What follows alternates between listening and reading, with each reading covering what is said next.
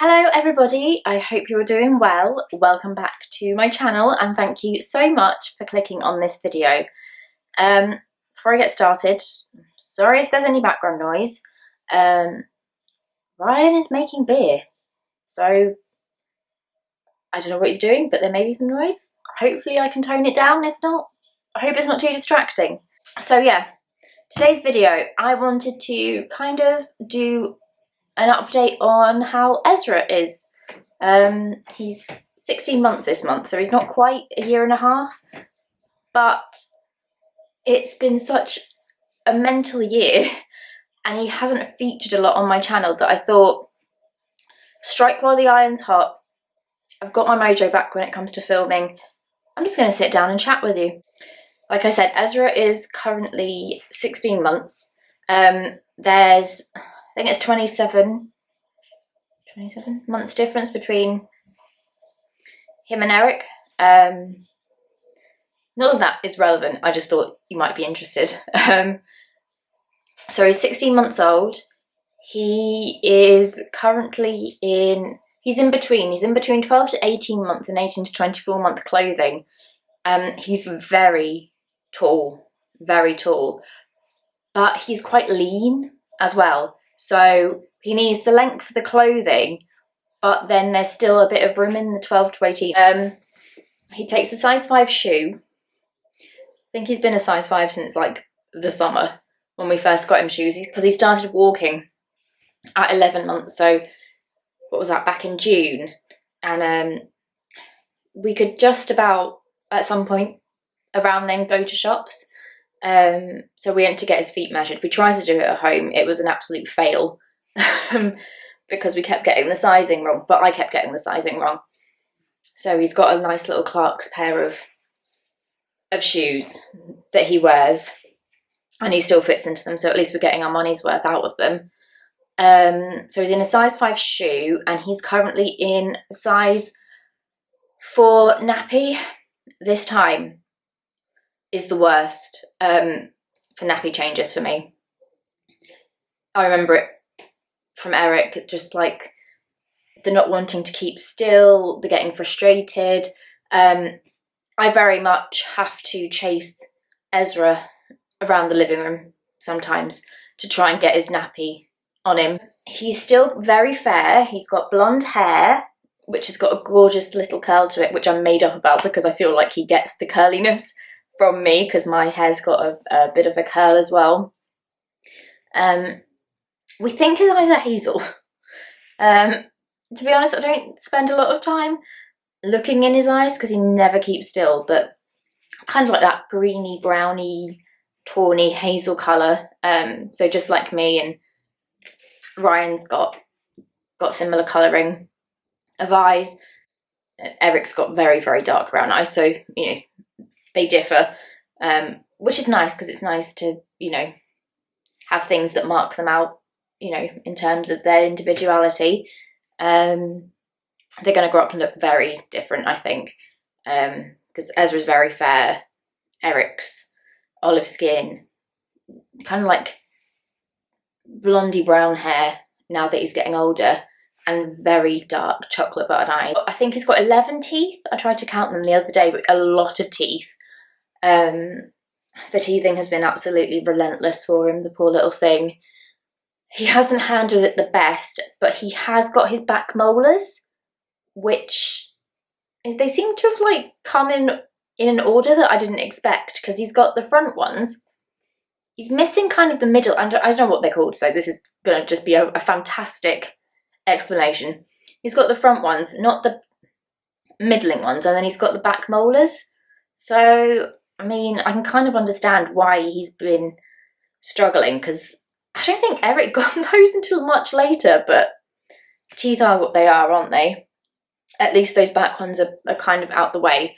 That's how I'm looking at it. He's I don't know, he's just such his own little person already. He's very affectionate, very loving. He likes giving us kisses and hugs, and like he'll sit with us on the sofa and snuggle in, you know, if we're watching a film or something on television.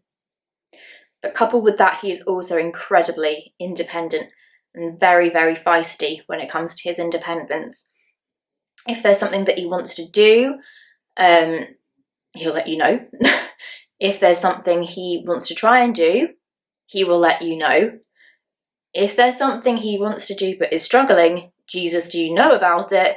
And if there's something he wants to do but you aren't letting him because it could be dangerous, then so help you God, because he will screech at you and like as if he's trying to say, let me try and do this, I can do it, I can do it. It's just he gets very frustrated, very vocal about it, and he's just a very determined little thing, which isn't a bad thing.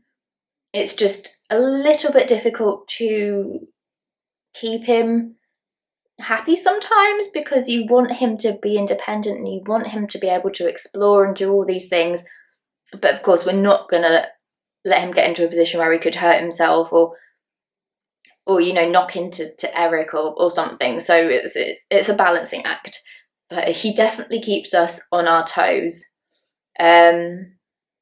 He is very comical. I think he's going to grow up and be very cheeky.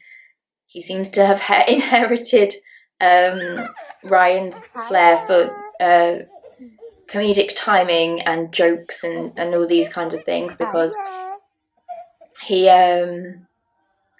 is starting to speak, and he can say quite a few words now, but he knows mummy and he knows daddy and he knows I'm mummy and he knows Ryan's daddy.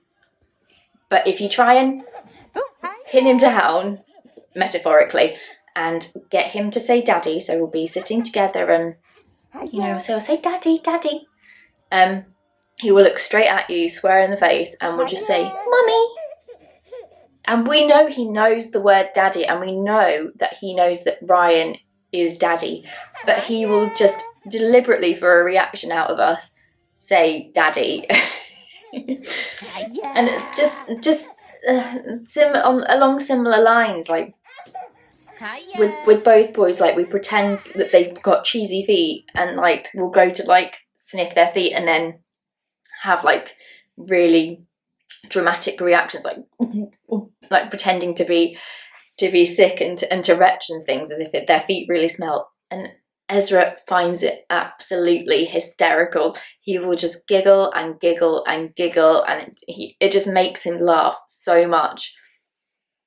Another thing he does as well is, you know, if we're kind of like downstairs together, we do let him roam free. We are far past the kind of first time parent jitters of like, oh, what if he like does X, Y, and Z? Like, you know, to just pop your head in, keep an eye. You know, we never leave him by himself or, you know, just like on his own for too long.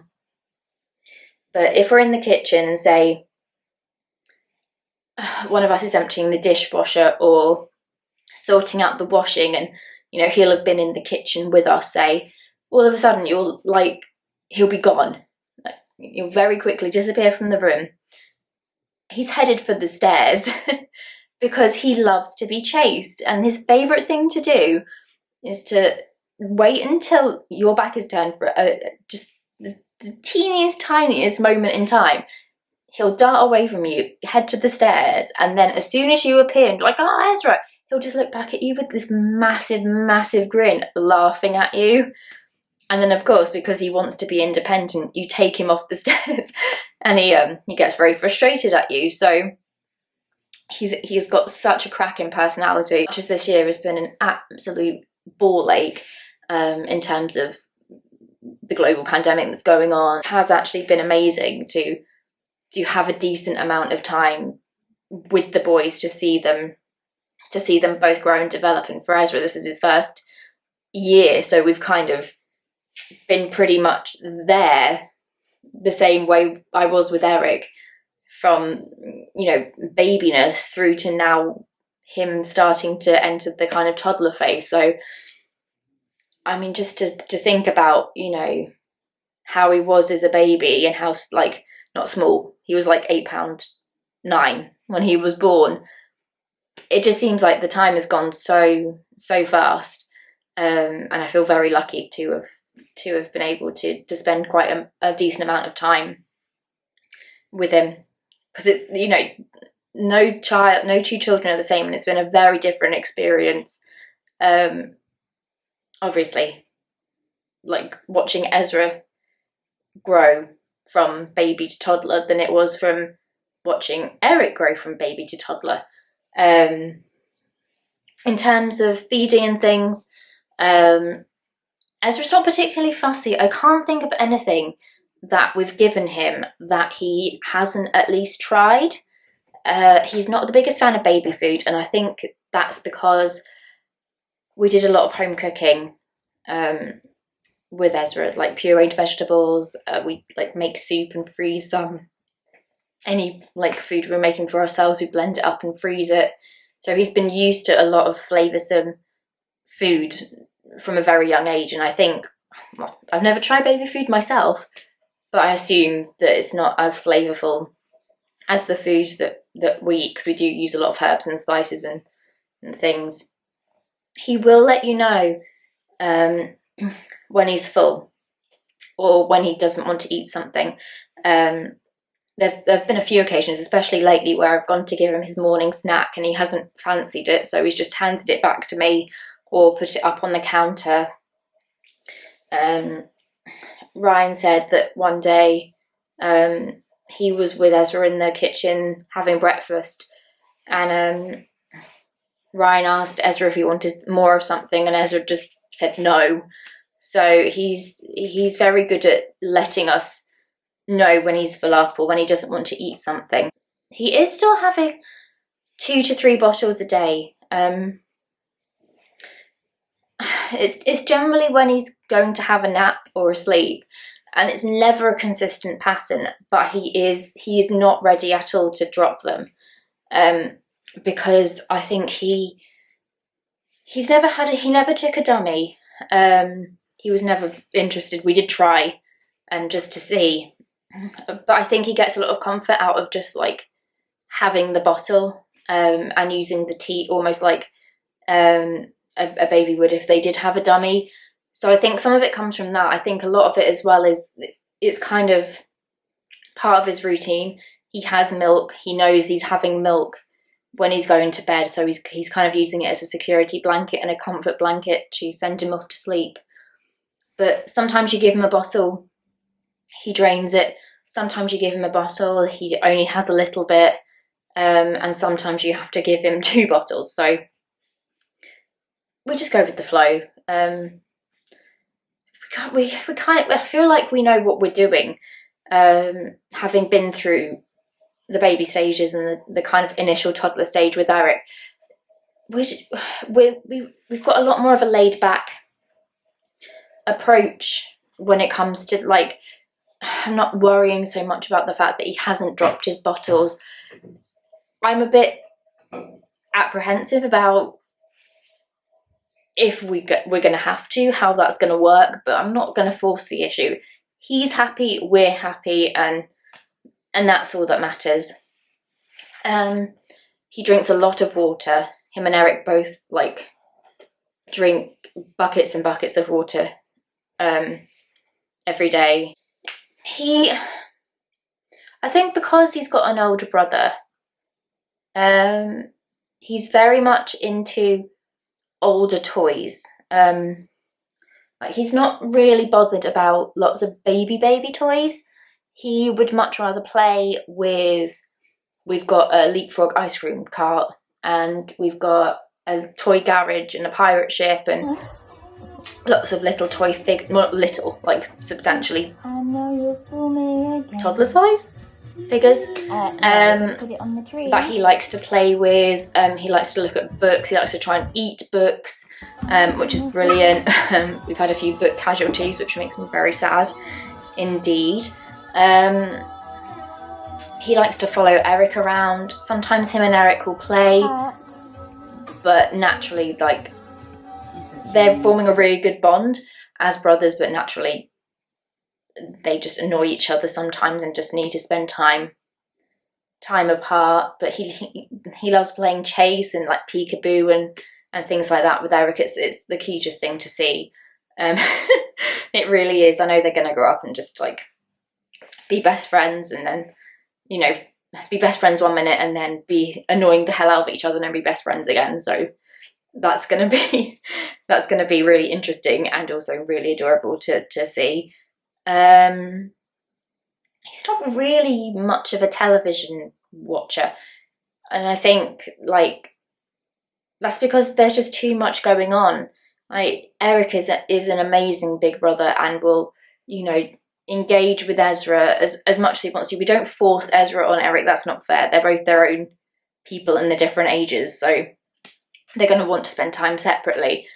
But Eric is very good at involving Ezra and, you know, making sure Ezra's okay, and if he's sad, you know, kind of takes him toys to make him feel better, and, you know, hugs and kisses him and, you know, interacts with him in a really loving way. Ezra's never really been much for having his own separate toys. He'd rather play with what Eric's playing with because he loves being around Eric, which is fine by us because it means like we're not having to differentiate toys, and like there's only 2 of them. They're both interested in the same kind of thing, so it makes planning things for like Christmas presents and birthday presents a lot easier because we can take them both into account. When the television is on and it's something that he wants to watch, it's usually Peppa Pig or Hey Duggee, but he won't be engaged for that long. He'll watch for about a minute and then walk away and want to play with something or try and climb the sofa, or, you know, just want to sit with us.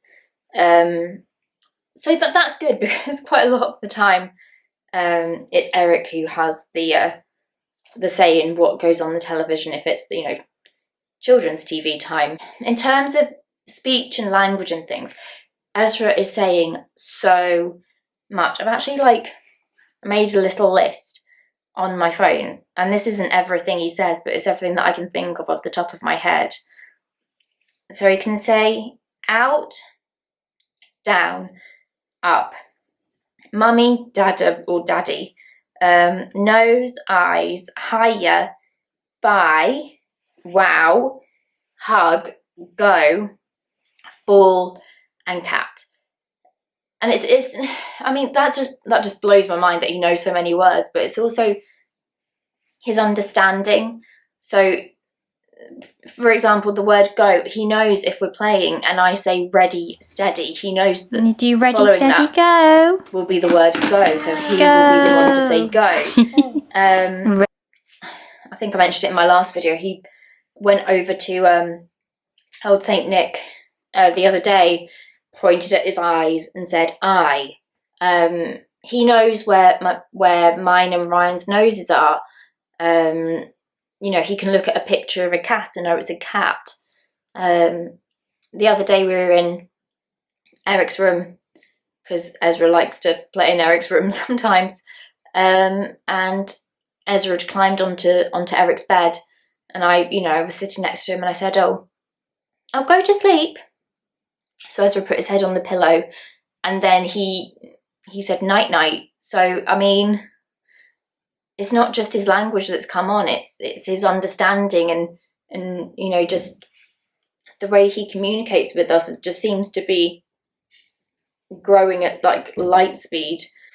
He does like to read books, but he doesn't really sit still long enough to get a story out of a book. So he still is looking at quite a lot of his baby books, and we, you know, look at the pictures, or he's got some ones that make sounds, so he'll push the button to make them make sounds. We sing songs, we say rhymes, but he just is so curious and so adventurous that he's just happy pottering around a lot of the time. So we just have to fit those kind of things in as and when we can. It's usually like while we're playing something, I'll just think in my head, oh, you know, we're playing with the car, and then I'll just make up a song to the wheels on the bus and change it to the wheels on the car. So he just like gets to understand and recognise songs and rhymes that way. But it's, I don't know, it's been equally really tough. Like trying to get used to the idea of having 2 children. Initially, I found it really hard because I was just racked with mum guilt, because I felt so guilty because Eric and I are very, very close. We've got a very strong relationship. But now that Ezra's getting older and he's starting to develop his personality and his personality's starting to come through, it just feels like everything is just happening naturally, and all that fear that I had is gone. And you know, just seeing Eric and Ezra interact and just see that relationship develop, it just makes me really excited for them to see them grow up together. But yeah, I think that's pretty much it. In terms of me, I'm doing okay, like 16 months postpartum. I've lost 2 stone since the beginning of February, and like I've lost it and I've maintained it. That was something I really wanted to do, was just get back down to my pre-baby size. That's just something I wanted to do for myself. I wasn't feeling like comfortable in my own skin post Ezra really at all, and so I just did something about it, and now I feel really good. I've started walking a lot because I'm doing a charity challenge from now until Christmas, so I feel like I'm feeling like I'm starting to tone up as well, which is a good feeling. And I'm getting my energy back. My sleeping is a hell of a lot better than it has been. I feel good. I feel good in myself. I mean, this year hasn't been easy, but that's nothing to do with me being a mum. That's just the state of the world. It's a bit for everybody right now, and we've just got to roll with the punches. The one thing that has taught me is that I want to try and keep things as normal as possible for both boys, and especially with Ezra. We went to like a few baby classes when he was small, but obviously this year things have been stopping. Groups don't happen, classes don't happen. He's not been able to interact with like friends that we had made pre 2020. So he is going to the childminder every day. He is going for slightly longer hours. He goes for all day on a Tuesday, and then every afternoon the rest of the time. But I think it's really important because at the childminder there are children who are older than him. I think there are babies around the same age, and there are toddlers who are slightly older than him. And I think I wanted to make sure that he got that social aspect, because I think it's really important in terms of his development to see other children, not just Eric. I mean, Eric goes to the childminder and nursery school as well, and you know that's important too because he's starting to form really strong friendships in both those settings. I want it to be the same for Ezra so that they've got some independence from each other. I mean, Ezra learns so much from Eric, but I think being around other children, there are things that Ezra might pick up that are different to what he picks up from Eric. I'm not a child development specialist, or I don't know a lot about child psychology, but that's just the way I see it. It also means there's a routine in place, just to again add a little bit of normalcy to this mental situation that 2020 finds us in. Oh, what a bizarre year. But yeah, I don't want to waffle on or ramble on for too long, so I think that's pretty much where I'm going to wrap things up. If you think I've missed anything or you have any questions, leave me a comment. I will do my best to answer them. If you did like this video and you like listening to me waffle on, hit the like button, thumbs up button, whatever it's called. for the thumbs up liking button to let me know that you liked me talking like an absolute buffoon. And if you're not subscribed already and you'd like to follow along with this crazy journey that we call life, then click that subscribe button. We are getting closer and closer to 1,000 subscribers, which makes me very, very happy. And if you have any video requests, then also leave me a comment, let me know your thoughts. I will do my best to accommodate them. And on that note, I'll see you next time. Bye!